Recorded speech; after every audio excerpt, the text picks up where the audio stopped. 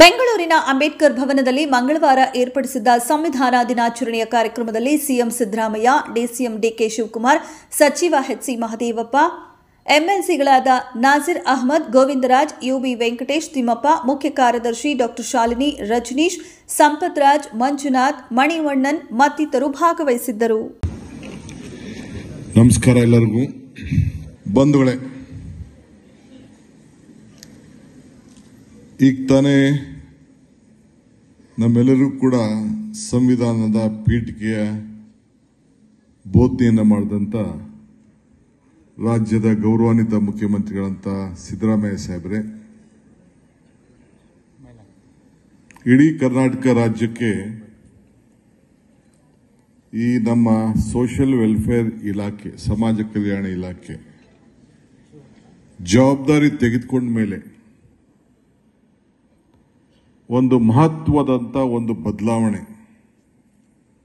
ಸಂವಿಧಾನದ ರಕ್ಷಣೆಗೆ, ಸಂವಿಧಾನದ ಉಳಿವಿಗೆ, ಸಂವಿಧಾನದಿಂದ ಸಮಾನತೆಯ ಬದುಕಿಗೆ ಒಂದು ಹೊಸ ರೂಪವನ್ನು ಕೊಡ್ತಾ ಇರುತ್ತದ ನನ್ನ ಆತ್ಮೀಯ ಮಿತ್ರರಾದಂಥ ಶ್ರೀ ಮಹದೇವಪ್ಪನವರೇ, ನಮ್ಮ ಚೀಫ್ ಸೆಕ್ರೆಟರಿ ಅವರಂತ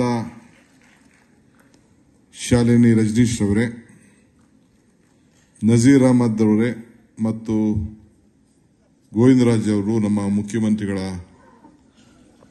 ಪೊಲಿಟಿಕಲ್ ಸೆಕ್ರೆಟರಿ ಇಬ್ಬರು ಕೂಡ ಇದ್ದಾರೆ, ವೆಂಕಟೇಶ್ ಇದ್ದಾರೆ, ತಿಮ್ಮಯ್ಯನವರು ಇದ್ದಾರೆ, ಸಂಪತ್ ರಾಜು ಮತ್ತು ನಮ್ಮ ಮಂಜುನಾಥ್ ಇದ್ದಾರೆ ಮತ್ತು ಮಣಿವಣ್ಣನ್ ಇದ್ದಾರೆ ಮತ್ತು ಎಲ್ಲ ಹಿರಿಯ ಅಧಿಕಾರಿಗಳು ಕೂಡ ಎಲ್ಲ ಇದ್ದಾರೆ. ತಾವು ಕೂಡ ಕೆಳಗಡೆ ಬಹಳ ಪ್ರಮುಖವಾದಂಥ ನ್ಯಾಯವಾದಿಗಳು, ಮುಖಂಡರುಗಳು, ಅಧಿಕಾರಿಗಳು, ನನ್ನ ಪುಟಾಣಿ ವಿದ್ಯಾರ್ಥಿಗಳು, ಬಂಧು ಭಗಿನಿಯರೆಲ್ಲ ಕೂಡ ತಾವೆಲ್ಲ ಇದ್ದೀರಿ.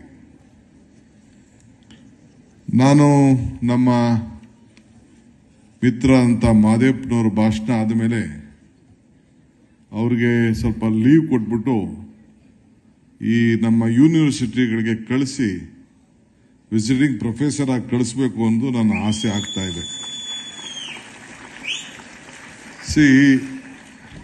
ಗುಣಕ್ಕೆ ಮತ್ಸರ ಇಲ್ಲ ಅಂತ ಹೇಳ್ತಾರೆ. ಸೊ ಬಹಳ ಡೀಪ್ ಆಗಿ ಸ್ಟಡಿ ಮಾಡಿ ಮಾನವೀಯತೆ, ಮಾನವ ಧರ್ಮಕ್ಕೆ ಜಯವಾಗಲಿ ಅಂತೇಳಿ, ನಮ್ಮ ಸಂವಿಧಾನವೇ ನಮ್ಮ ಧರ್ಮ ಅಂಥೇಳಿ ಬಹಳ ಚೆನ್ನಾಗಿ ನಿಮಗೆ ನಮಗೆಲ್ಲ ಕೂಡ ಇವತ್ತು ಬೋಧನೆ ಮಾಡಿ, ಈ ಬೋಧನೆ ಈ ರಾಜ್ಯಕ್ಕೆ ನಿಮ್ಗಲ್ಲ ನಮಗಲ್ಲ ಇಡೀ ರಾಜ್ಯಕ್ಕೆ ಒಂದು ದೊಡ್ಡ ಸಂದೇಶವನ್ನು ಕಳಿಸ್ಕೊಟ್ಟಿದ್ದಾರೆ.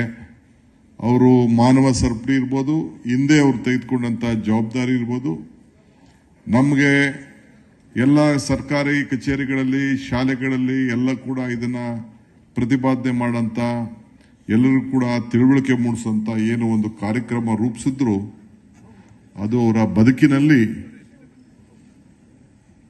ಕೂತ್ಕೊಳ್ಳಿ, ನನ್ನ ಚೇರೆ ಕೂತ್ಕೊಳ್ಳಿ, ನಾನು ಹೋಗಬೇಕಾಗಿದೆ, ಕೂತ್ಕೊಳ್ಳಿ, ಬದುಕಿನಲ್ಲಿ ಒಂದು ದೊಡ್ಡ ಸಾಧನೆಯನ್ನ ಅವರು ಮಾಡಿದ್ದಾರೆ ಅನ್ನೋದನ್ನ ನಾನು ಸರ್ಕಾರದ ಒಬ್ಬ ಪ್ರತಿನಿಧಿಯಾಗಿ ಈ ಸಂದರ್ಭದಲ್ಲಿ ಅವರಿಗೆ ಅಭಿನಂದನೆಯನ್ನು ಸಲ್ಲಿಸಲಿಕ್ಕೆ ನಾನು ಬಯಸ್ತಾ ಇದ್ದೇನೆ. ಬಾಬಾ ಸಾಹೇಬ್ ಅಂಬೇಡ್ಕರ್ ಅವರು ಕಾಂಗ್ರೆಸ್ ಪಕ್ಷದ ಸರ್ಕಾರದ ಅಧಿಕಾರದ ಅವಧಿಯಲ್ಲಿ ಜವಾಹರ್ಲಾಲ್ ನೆಹರು ಮತ್ತು ಅವರೆಲ್ಲ ಸಹೋದ್ಯೋಗಿಗಳು ಕೊಟ್ಟಂತ ಜವಾಬ್ದಾರಿಯನ್ನ ಎಲ್ಲರೂ ಸೇರಿ ಇವತ್ತು ನಮಗೆ ಇಡೀ ಪ್ರಪಂಚ ನಮ್ಮ ಸಂವಿಧಾನವನ್ನ ಮೆಚ್ಚೋ ರೀತಿಯಲ್ಲಿ ಸಮಾನತೆಗೆ ಒಂದು ದೊಡ್ಡ ಶಕ್ತಿಯನ್ನು ಕೊಟ್ಟದ್ದನ್ನ ಈ ಸಂದರ್ಭದಲ್ಲಿ ನಾವೆಲ್ಲ ಸ್ಮರಿಸ್ಕೊಳ್ತಾ ಇದ್ದೇವೆ. ಅವರು ಒಂದೇ ಮಾತು ಹೇಳಿದ್ರು, ಇದೊಂದು ಇತಿಹಾಸ ಮರ್ತವನು ಇತಿಹಾಸ ಸೃಷ್ಟಿ ಮಾಡ್ಲಿಕ್ಕೆ ಸಾಧ್ಯ ಇಲ್ಲ ಅನ್ನೋದನ್ನು ನಮಗೆ ಅವರು ಹೇಳಿದ್ರು. ಅಂದ್ರೆ ಇದು ನಿಮಗೂ ಅರ್ಥ ಆಗ್ತದೆ, ನಿಮಗೂ ಕೂಡ ಇದು ಅಳವಡಿಸ್ತದೆ. ನಿಮ್ಮ ಬದುಕಿನಲ್ಲೂ ಕೂಡ ನೀವು ಇತಿಹಾಸಕ್ಕೆ ಹೋಗಿ ನೀವು ಕೂಡ ನಿಮ್ಮ ಬದುಕಿನಲ್ಲಿ ಏನಾದ್ರು ಒಂದು ಸಾಕ್ಷಿತ್ವವಾದಂಥ ಸಾಕ್ಷಿ ಗುಡ್ಡೆಗಳನ್ನು ನಿರ್ಮಾಣ ಮಾಡಬೇಕು ಅನ್ನೋ ಒಂದು ಸಂದೇಶವನ್ನ ನಿಮಗೆ ನಮ್ಮೆಲ್ಲರೂ ಕೂಡ ಈ ಸಂದರ್ಭದಲ್ಲಿ ಕೊಟ್ಟಿದ್ದಾರೆ. ಈ ರಾಜಕಾರಣಿಗಳಿಗೆ ನಾವೆಲ್ಲ ಇದ್ದೀವಿ, ನಮಗೊಂದು ಸಂದೇಶ ಕೊಟ್ಟಿದ್ದಾರೆ. ಏನಂತ ಅಂದ್ರೆ, ನೀನು ಹೋರಾಟ ಮಾಡದೆ ಹೋದ್ರೂ ಚಿಂತೆ ಇಲ್ಲ, ನೀನು ಮಾರಾಟ ಆಗಬೇಡ ಅಂತ ಹೇಳಿದ್ದಾರೆ. ಅಂದರೆ ರಾಜಕೀಯದವರು ಕೆಲವರೆಲ್ಲ ನಾವು ವ್ಯಾಪಾರಕ್ಕೆ ಮಾರಾಟ ಆಗ್ಬಿಡ್ತಾರೆ. ಹಿಂದೆ ನೋಡಿದ್ರಲ್ಲ, ಬೇಕಾದಷ್ಟು ರಾಜ್ಯಗಳಲ್ಲಿ ಶಾಸಕರು, ಜನ ಆಯ್ಕೆ ಮಾಡಿದವರು, ದೊಡ್ಡ ದೊಡ್ಡವರೆಲ್ಲ ಮಾರಾಟಗಳಾಗಿದ್ದನ್ನು ನಾವು ಇತಿಹಾಸದಲ್ಲಿ ನಾವು ನೋಡಿದ್ದೇವೆ. ಸೊ ಹಂಗೆ ಇವತ್ತು ಅವರು ಅನೇಕ ವಿಚಾರಗಳನ್ನು ಹೇಳಿದ್ದಾರೆ. ಇಲ್ಲಿ ಬಾಬಾ ಸಾಹೇಬ್ ಅಂಬೇಡ್ಕರ್ ಅವರ ಪುತ್ಥಳಿಗೆ, ಭಾವಚಿತ್ರಕ್ಕೆ ಇವತ್ತು ನಮ್ಮ ಬಾಬು ಜಗಜೀವನ್ ರಾವ್ ಅವರ ಭಾವಚಿತ್ರಕ್ಕೆಲ್ಲ ನಾವು ಗೌರವನ ಸಲ್ಲಿಸಿದ್ದೇವೆ. ಏಕೆಂದರೆ ಅವರು ನಮಗೊಂದು ಕೊಟ್ಟಂತ ಒಂದು ಮಾರ್ಗದರ್ಶನ, ಈ ದೇಶಕ್ಕೆ ಒಂದು ಗ್ರಂಥ. ನಾವು ಹೆಂಗೆ ನಮ್ಮ ಧರ್ಮದಲ್ಲಿ ನಮ್ಮ ಗ್ರಂಥನ ಬಹಳ ದೊಡ್ಡದು ಅಂತ ಹೇಳ್ತೀವಿ, ಇಡೀ ಭಾರತಕ್ಕೆ ಈ ಗ್ರಂಥ ನಮ್ಮನ್ನ ರಕ್ಷಣೆಯನ್ನ ಇವತ್ತು ಮಾಡ್ತಾ ಇದೆ. ಒಂದನ್ನ ಈ ಸಂದರ್ಭದಲ್ಲಿ ನೀವೆಲ್ಲ ಆಲೋಚನೆ ಮಾಡಬೇಕು, ಗಮನದಲ್ಲಿ ಇಟ್ಕೊಳ್ಬೇಕು.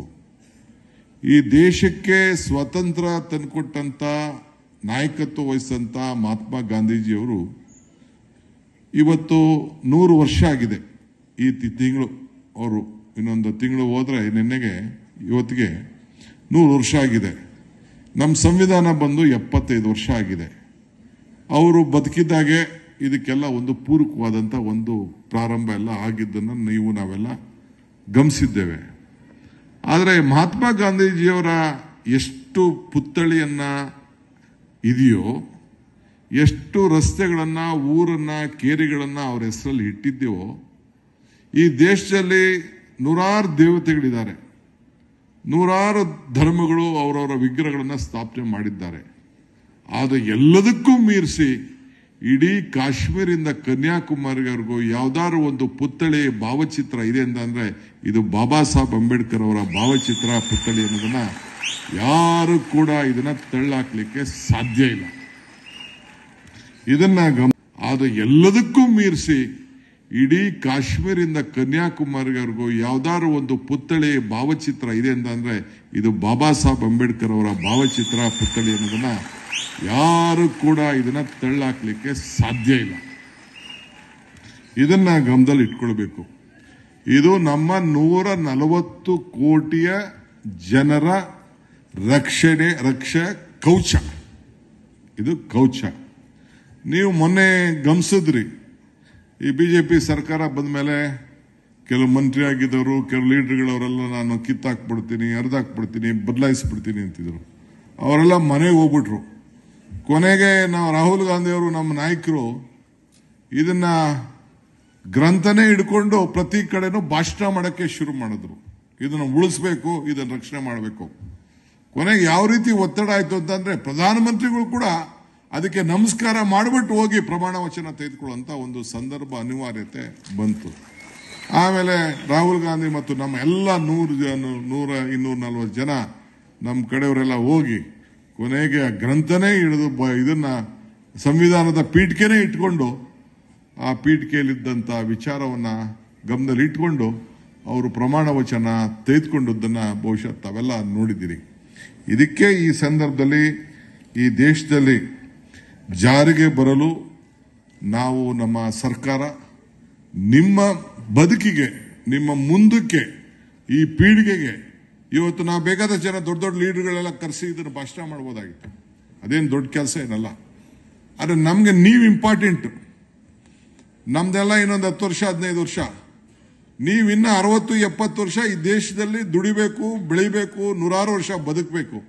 ಅದಕ್ಕೆ ನಿಮ್ಗೆ ಒಂದು ಫೌಂಡೇಶನ್ ಅನ್ನ, ಅಡಿಪಾಯವನ್ನ ಹಾಕಬೇಕು ಅನ್ನೋ ದೃಷ್ಟಿಯಿಂದನೇ ಇವತ್ತು ನಮ್ಮ ಸಿದ್ದರಾಮಯ್ಯನವರ ನೇತೃತ್ವದ ಸರ್ಕಾರ ಈ ರೀತಿ ಈ ಸಂವಿಧಾನದ ರಚನೆ ಬಗ್ಗೆ ಶಕ್ತಿಶಾಲಿಯಾಗಿ ಇಡೀ ವಿಶ್ವ ಮಾದರಿ. ಈಗ ಇವರು ನಮ್ಮ ಒಬಾಮ ಅವರು ಏನ್ ಹೇಳಿದ್ರು, ಮಾಜಿ ಅಧ್ಯಕ್ಷರು, ಇಡೀ ವಿಶ್ವಕ್ಕೆ ನಮ್ಮ ಭಾರತದ ಸಂವಿಧಾನ ಮಾದರಿ ಆಗಿದೆ ಅನ್ನೋದನ್ನ ಹೇಳಿದ್ದಾರೆ.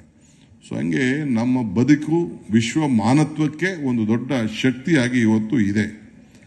ನಾನು ಜಾಸ್ತಿ ಮಾತಾಡಕ್ ಹೋದ್ರೆ ಒಂದು ಗಂಟೆಗಟ್ಟಲೆ ಆಯ್ತದೆ.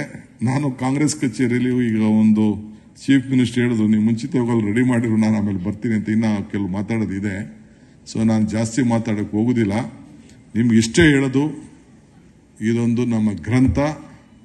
ಇದೇ ನಮ್ಮ ಧರ್ಮಕ್ಕೆ, ಎಲ್ಲಕ್ಕಿಂತ ಮಿಗಿಲಾಗಿ ಆ ಧರ್ಮಗಳನ್ನ ರಕ್ಷಣೆ ಮಾಡುವಂತ ಗ್ರಂಥ ಈ ಸಂವಿಧಾನದ ನಮ್ಮ ಬಾಬಾ ಸಾಹೇಬ್ ಅಂಬೇಡ್ಕರ್ ಈ ದೇಶಕ್ಕೆ ಕೊಟ್ಟಿರುವಂತ ನಮ್ಮ ಕಾನ್ಸ್ಟಿಟ್ಯೂಷನ್. ಇದನ್ನ ನಾವು ನೀವೆಲ್ಲ ಗಮನಿಸ್ಕೊಂಡಿರ್ಬೇಕು. ಈಗ ನಾನೊಂದು ಧರ್ಮಕ್ಕೆ ಸೇರಿದ್ದೀನಿ, ಒಬ್ರು ಜೈನ್ ಧರ್ಮಕ್ಕೆ ಸೇರಿದ್ದಾರೆ, ಕೆಲವು ಮುಸಲ್ಮಾನ್ ಧರ್ಮಕ್ಕೆ ಕೆಲವರು ಸೇರಿದ್ದಾರೆ, ಹಂಗೆ ಕೆಲವು ಪಾರ್ಸಿ ಇದ್ದಾರೆ, ಬೇರೆ ಬೇರೆ ಎಲ್ಲ ಇದ್ದಾರೆ. ಅಲ್ಟಿಮೇಟ್ಲಿ ಕ್ರಿಶ್ಚಿಯಾನಿಟಿ ಕೆಲವರು ಇದ್ದಾರೆ. ಅಲ್ಟಿಮೇಟ್ಲಿ ಎಲ್ಲದಕ್ಕೂ ಕೂಡ ಆ ಧರ್ಮಗಳಿಗೆ ರಕ್ಷಣೆ ಮಾಡುವಂತ ಗ್ರಂಥನೇ ಈ ಒಂದು ನಮ್ಮ ಕಾನ್ಸ್ಟಿಟ್ಯೂಷನ್. ಇದಕ್ಕೆ ನಾವು ಇಷ್ಟು ಒತ್ತನ್ನ ಈ ಸಂದರ್ಭದಲ್ಲಿ ಕೊಡ್ತಾ ಇದ್ದೇವೆ. ನಿಮ್ಮ ಸಹಕಾರ ಇರಲಿ, ನಿಮ್ಮ ಆಶೀರ್ವಾದ ಇರಲಿ. ಎಲ್ಲ ಸಮಾನತೆಗೆ ನಾವು ಹೋರಾಟವನ್ನು ಮಾಡ್ತಾ ಇದ್ದೇವೆ.